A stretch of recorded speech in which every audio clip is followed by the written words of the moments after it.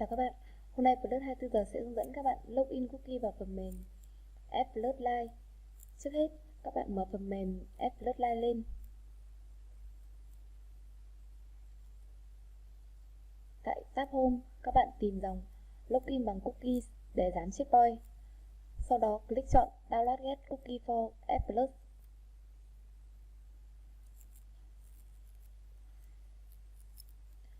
Một cửa sổ sẽ hiện lên, các bạn click vào thêm vào Chrome.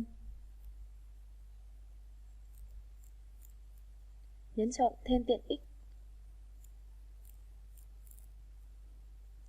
Như vậy, các bạn đã thêm thành công Get Cookie for FPlus vào phần mềm.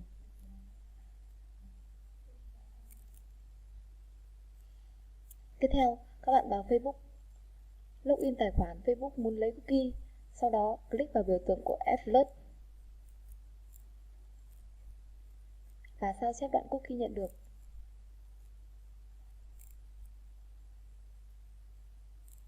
Tiếp theo, các bạn trở lại phần mềm FPlusLive. Chọn tab Live lên tường Page Profile. Tại đây, các bạn dán đoạn cookie vừa nhận được vào ô danh sách token hoặc cookie.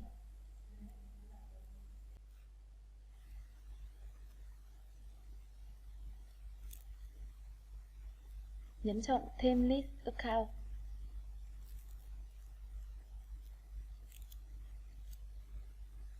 Như vậy, các bạn đã thêm thành công một cookie vào phần mềm FPlusLive.